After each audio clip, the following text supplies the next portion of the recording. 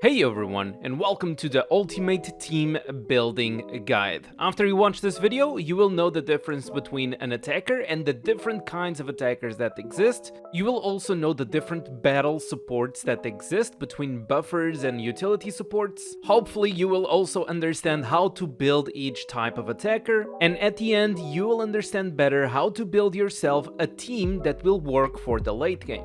Of course, these kinds of videos take me a while to create and organize, so if you are kind enough, leave a like on the video and subscribe if you haven't. And before we start, let me just talk about not my sponsor, not your sponsor, it's our sponsor. And that, of course, is Aptoide. With Aptoide, you can get up to 15% bonus on your recharges if you use my code DANNYV1. That bonus can go up to 25%, and not just that, Aptoide actually makes multiple promotions every month. For example, the next one you have a 10% extra between the day 14 and 17 of this month, so that is basically 25% extra on your recharges. If you want to know how to start using Aptoide, there's a link in the description, or you can also message me on Facebook if you're having any trouble. So first of all, I can put Pokemons in two different categories. There's the attackers and there's the battle supports. In the early game, you can actually build a team with 2 attackers and 1 support. This is an example of a team that I used in my own early game, but of course, there was no Overlord Jirachi back then, so it was like everything like this. In the late game, you just want to have 1 single attacker per team. This is because you want to put all of your resources into 1 single attacker, because it's not worth to just spread your resources on multiple Pokemon. You will understand this concept better in a little bit, because I am going to categorize what are attackers and the different kinds of attackers that exist, and what are supports and the different kinds of supports that exist. But let's call it battle supports, because we can be a little bit confused with the actual support Pokemon that you can put in your team. Starting with the attackers, we can have 3 categories of attackers. We can have the tanks, the off-tanks, and the glass cannons. Tank Pokemon are usually Pokemon that cannot move first because they don't have really sources of speed in battle. So usually these Pokemon benefit from high stats of HP and high stats of defense in order to work. For example, Overlord Flare, if we read the skills, we can see that there's multiple skills that deal damage based on our own max HP. And for example, in our passive, we can see that we reduce the enemy's skill damage, and also we can increase our defense and res up to 5 times. So according to multiple moves and according to multiple passives, we can see that this Pokemon benefits a lot from having defenses and having HP itself. Other example of tank Pokemon can be the Overlord Shield, which benefits a lot from defenses, or Pokemons like Diancie, which have access to heavy armor. Over here it's lacking a description, it's not only protected against critical hits but also increases your defenses, and Stamina, which increases your defenses every time that you are attacked. But one common thing with those tanks is that if you want to play it as a main tank, of course you need some source of damage. For example, on Flare you deal damage based on your own max HP, Zamazenta, you deal damage based on your defenses as well. And well, on Diancie's case, you don't really have a damage source based on HP or defenses, but you have the Dream ability, which increases your special attack every round up to 20 rounds. So in other words, the longer the battle is, the more free special attack Diancie will get.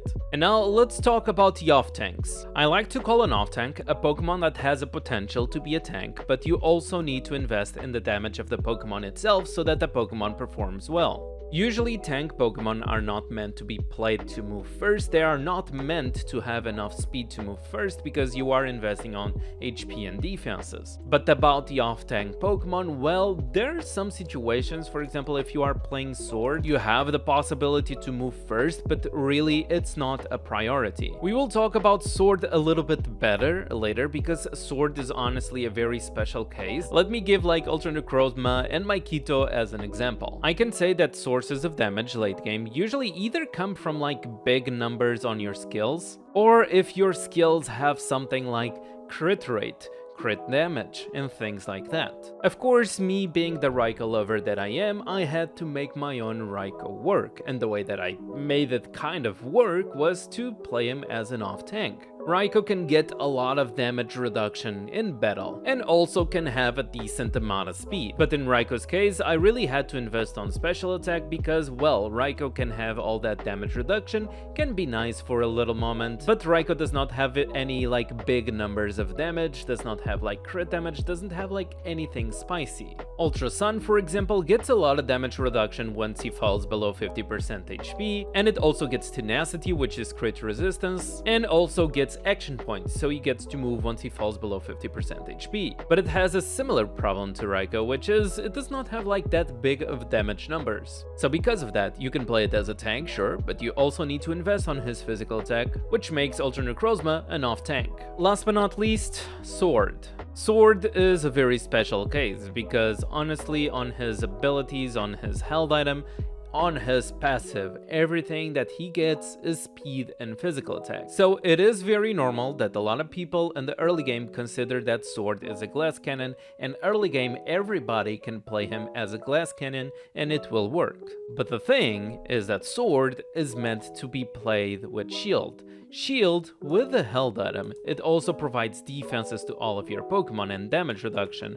Also on the ability, on the main ability, actually more damage reduction, and even on the Dream ability, you have up to 70% damage reduction. So Shield is giving all of this to Sword as well, which will not make Sword a glass cannon late game, because late game, if you play it as a glass cannon, you will lose. And this is why I was talking about Sword being a special case, because I already mentioned two different categories, which are tanks and off tanks, and Sword can fit in both of them. I would say that Sword is the unique Pokemon that, because of having also so much speed and physical attack scalings, you can scale this Pokemon up to a tank. So in other words, you would be needing a lot of HP, you need some speed to keep up with the enemies, some defenses, and you don't really need that much attack anymore. Sword can be very versatile, it can adapt itself to many situations, so you can just build however you want.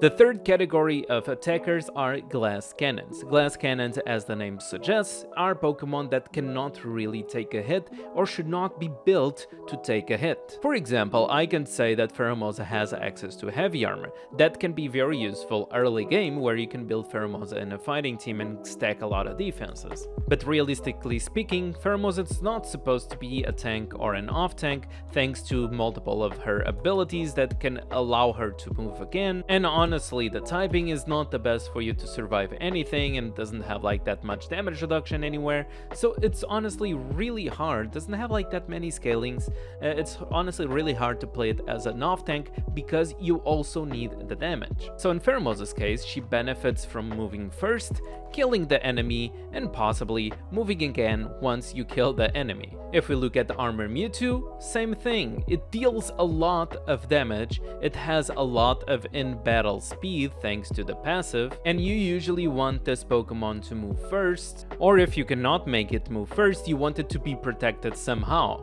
And the same logic can be applied to an honorable mention, which I will just leave over here, as Creator Arceus. Now hear me out, Arceus mid-game can be played as an off tank, because you can literally just put heavy armor on him.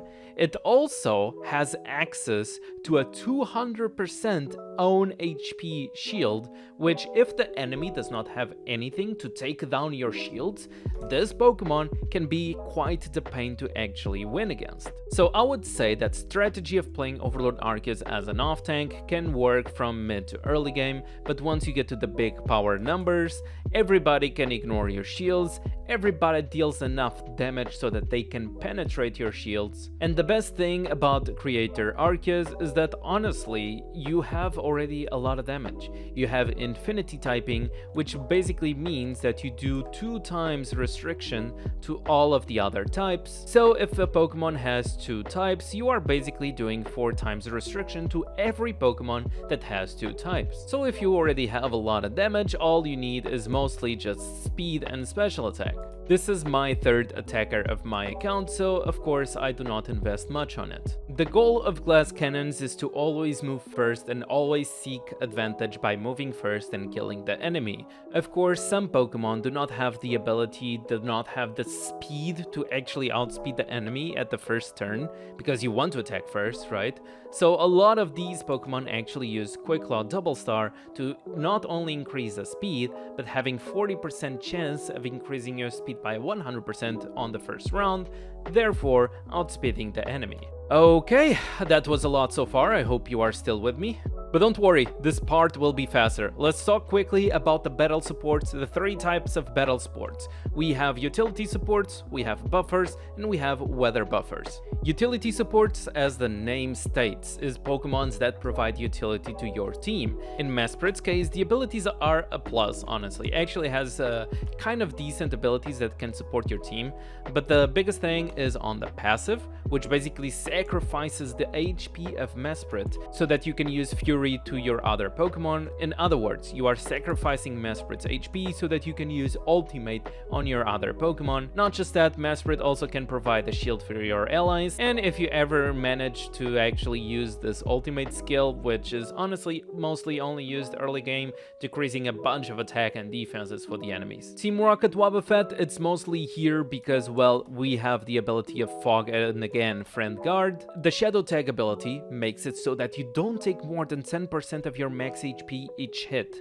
That means I can play against an opponent of 100 times more power than me, but each attack that the enemy does to Team Rocket's Wobbuffet will not deal more than 10% of my max HP. I would say that moving with this Pokemon is a luxury. He is mostly used in automatic battles because the automatic battles usually prioritize the super effective damage. So for example, if you are playing against an enemy sword, the enemy sword will always use the dark move against the Team Rocket Wobbuffet. And our third example is our bird Ho-Ho over here. Of course, Ho-Ho can be a very nice buffer with a safeguard, but I would say that he is mostly used not for this buff, but for the utility that it provides. This buff also provides you with damage reduction, also provides you with immortality for 1 turn, and the best thing is that all of these Pokemons do not need resources in order to be effective. So for example, we have the secret technique of Ho-Ho. When the enemy releases any Z skill, it increases the action points of Ho-Ho, which basically means that Ho-Ho will move. And that's the thing, the enemy do not want the Ho-Ho to move, so the enemy are basically just limited to not use any Z skills, because the moment the Ho-Ho moves,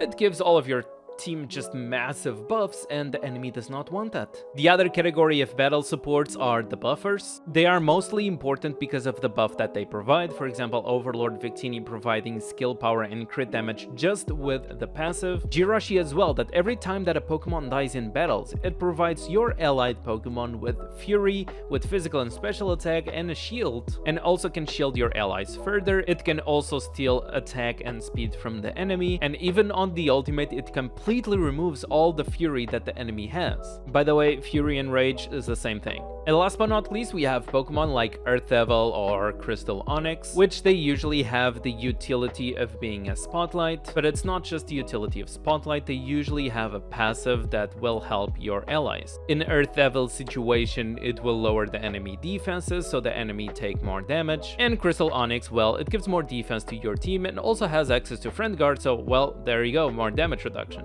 And last but not least, we have the weather buffers. The weather buffers are honestly very straight up forward. They exist because they provide a very specific buff to a very specific type of Pokemon. For example, Tapu Koko needs to provide at least 100% skill power and 50% defenses to all allied Pokemon that are electric type. And of course, like, the Overlords have extra effects and whatever, but honestly the main goal of being a weather buffer is that it's at least 100% skill power and 50% defenses to a specific type. Tapu Fini is the fairy type weather buffer, Giratina is the ghost type weather buffer, etc.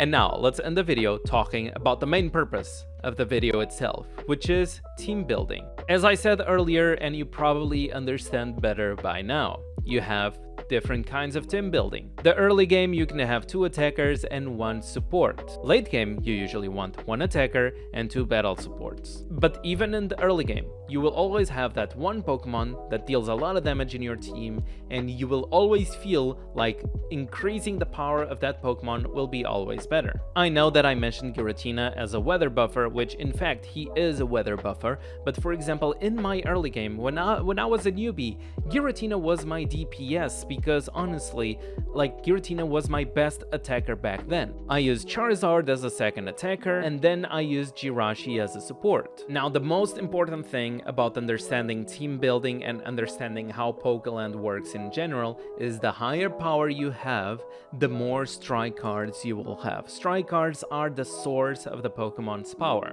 And of course, later you will also have like fancy gears, which will also benefit your Pokemon a lot. But what I want to emphasize is because of the gears, because of the strike cards that you have to put on your Pokemon, your main Pokemon, your main attacker, will have more and more speed, more and more stats, and you will notice that like your side Pokemon will just be left behind. And you should not try to boost the stats of your battle support to try and match your main attacker. I would say early game is fine, because early game you can put like up to, I don't know, 45 strike cards on your battle supports.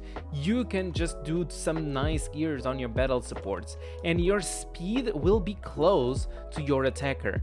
But the moment you start investing strike cards, honestly, your attacker, it will start feeling like it will get like much more speed, and you should not try to invest stats on your support. And if you are one of those people that might be confused right now, you might be asking, but Danny, if I do not put resources on my supports, how can they actually be useful? That is the key of team building. When you want to put extra battle supports on your Pokemon, you need to think of a way that they can support your main Pokemon without needing to move, or if they need to move, you need to have ways of making them move. Let me give you an example. For example, Overlord Melmetal. Right now, it's a little bit bugged at the time that I'm making this video, so the held item actually gives them skills of the Dynamax Melmetal. And if you read over there, when our Steel-type Pokemon move, Melmetal's action points are greatly increased. So basically, Melmetal can move when your main attacker, that is a Steel-type, will move. So technically, well, you can just use your buffs because you are getting a free chance of moving. The same logic applies to weather buffers, by the way. Overlord weather buffers, I believe like every single Overlord weather buffer will move after the type of the weather buffer that they are moves. In other words, for example, Tapu Koko is the electric type weather buffer, so usually Tapu Koko moves after electric type Pokemon move. This basically allows me to play, for example, Resonance Raikou in a team like this, because the moment that I move with Raikou, well, Tapu Koko will move. But you also might be wondering, like, Danny, but if your weather buffer is moving after your attacker, you are getting the buffs after you attack, is that not a waste? And I would say, yeah, my weather buffer could be completely useless if I don't make it move. Actually, Melmetal has both utility and nice buffs, but let's just pretend that this Melmetal only provides a buff that I want to use. There's two ways of making it move, at least on CL. You can use it with a berry. The moment you use a berry, the weather buffer will actually move, because it counts as using a turn. It's counting basically as if your main Pokemon has already attacked, but it hasn't. It has a weird interaction. The other way is using a Volcanion support. For example, right now I'm going to use the Volcanion support, and I'm going to show you that basically the Melmetal just skipped around over there. Melmetal was like the third Pokemon, and now it skipped in front of Sword. This will not steal your turn of your attacker, by the way. That's the beautiful part about it. Basically, it just gave the turn to your buffer, and now you are attacking with your attacker, and you have the buff of your weather buffer. So for example, Jirachi is one of those Pokemons that will most likely not move, but the possibility that this Pokemon gives you like so much buffs and so much benefits just from dying Pokemon in battle makes Jirachi a really nice support, especially early game. And of course, I already talked about Ho-Oh because it denies the enemy from using Z skills. The moment they use Z skills, well, you can move. And the moment you move, well, you can just use Safeguard, you do a little bit of Reaper damage here and there.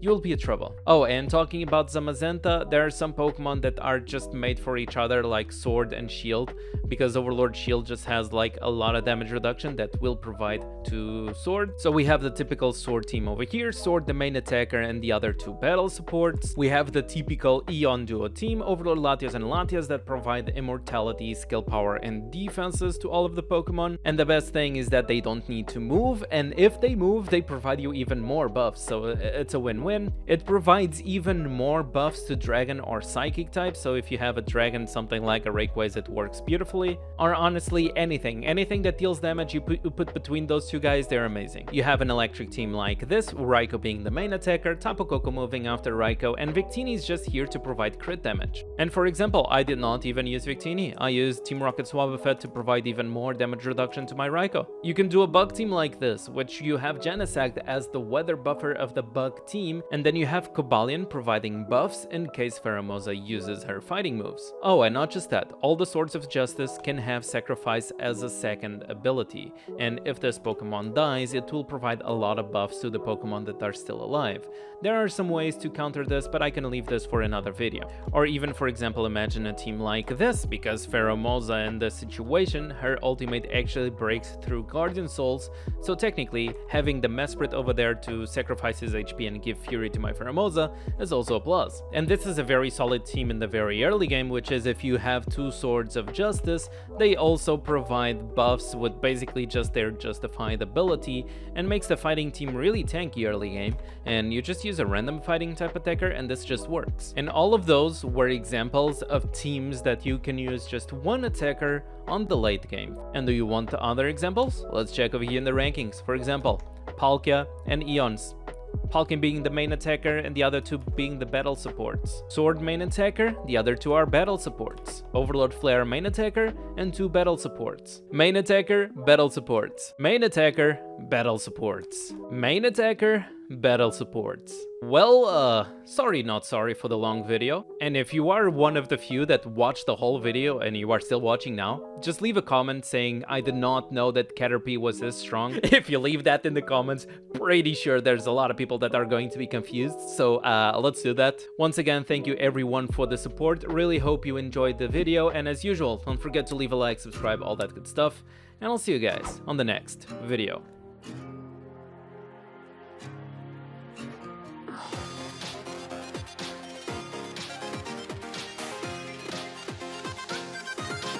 Press